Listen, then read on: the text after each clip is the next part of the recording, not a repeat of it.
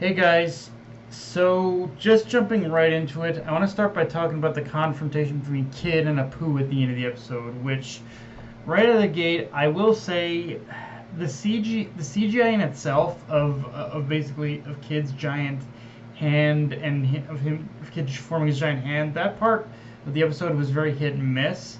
But I do like the magnetic overlay effect they used in the episode itself.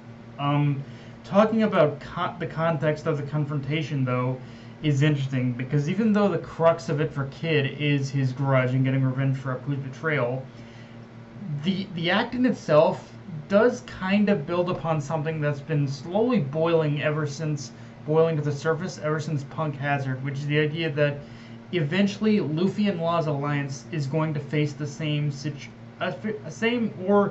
or a very similar situation. Like the alliance that Luffy and Law have will break, and this isn't me saying it's going to happen anytime soon, but it will happen. Like, it's almost a guarantee that we will reach a trigger point in the series where the alliance between Luffy and Law will dissolve. And I think even though Luffy himself didn't really won't really say anything out loud, I think pretty much just from seeing like uh Kid take revenge on Apu for his betrayal and for his betrayal and just betraying the alliance he had with him.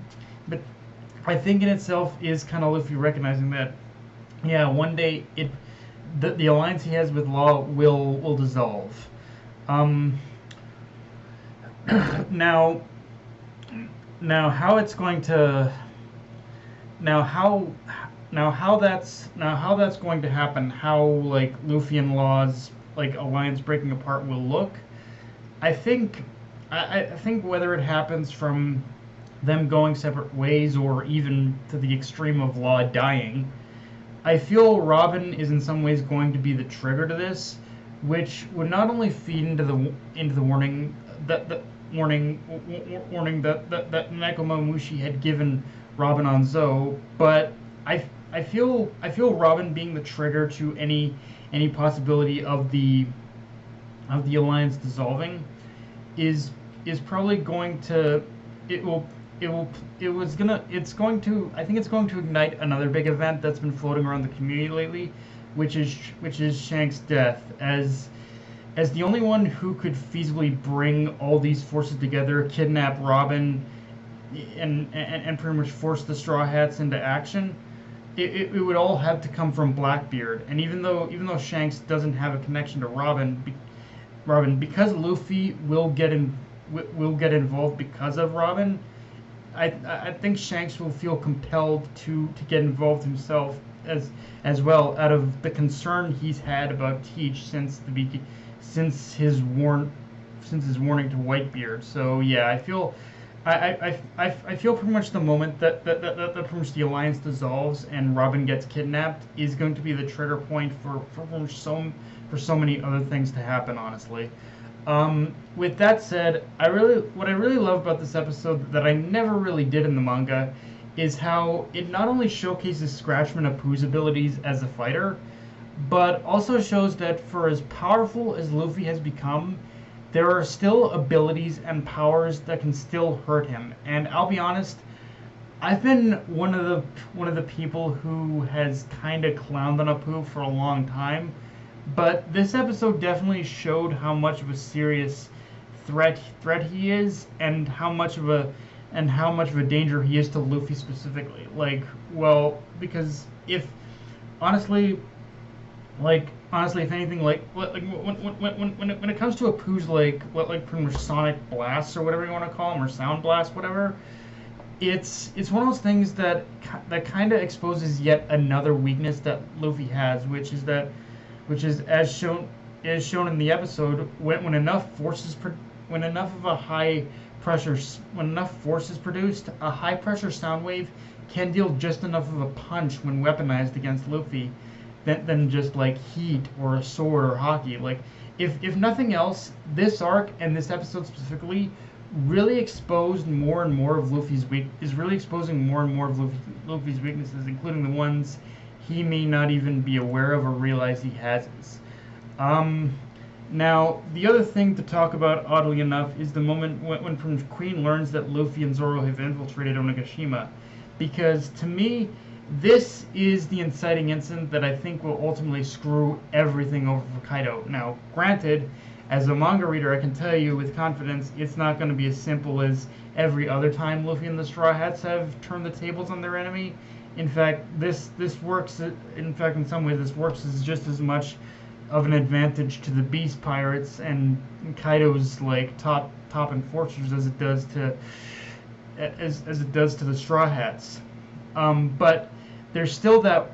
But the one thing to kind of keep in mind is that even when things are going to go south, the one golden rule that honestly exists about the Straw Hats is no matter how much of an advantage you have, the one thing you never want to do is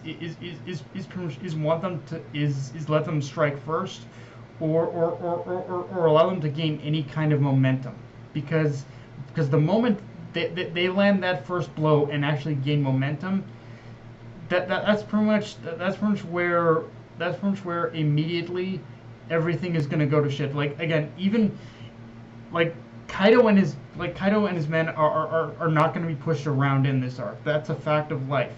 That's pretty much a fact. But at the same time, the fact that Luffy and Zoro have already gained somewhat of a momentum, even if Kaido succeeds in breaking that, it's still it's in some ways too late. Like, and in fact, in some ways, based on what I've seen from the manga, Kaido's even going to contribute to that momentum.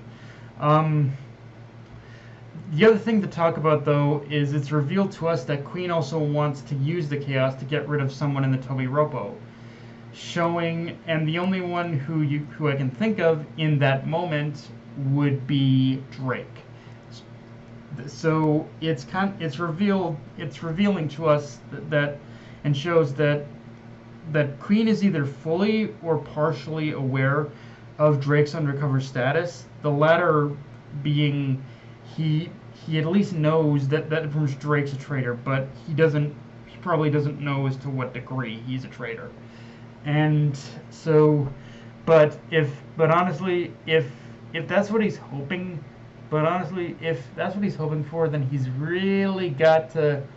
Then he's kind of betting his hopes like majorly on the idea that any of those scrubs can even defeat Drake. Frankly, like don't get me wrong, I'm not saying even the scrubs themselves, even the scrubs in the crew are strong, but yeah, if you're hoping any one of those guys have the ability to defeat Drake, then I think I got a bit of a bridge to sell you on that one, Queen. But honestly, even then the one I think Queen actually does know this too. But I think the one thing he's hoping for is that if anyone gets the chance to defeat Drake, then it'll at least open up the opportunity of weakening Drake, so Queen can kill himself.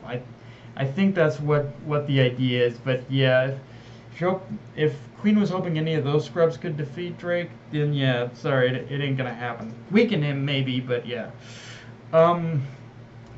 But yeah, guys, that's pretty much all I got for this review. If you enjoyed the video, like, comment, subscribe. I'm on Twitter, Analyst, Crunchyroll. Be sure to hit the notification bell, hit the subscribe button, and just share the video around, guys. Dead Knight of me, signing off. Later, everyone.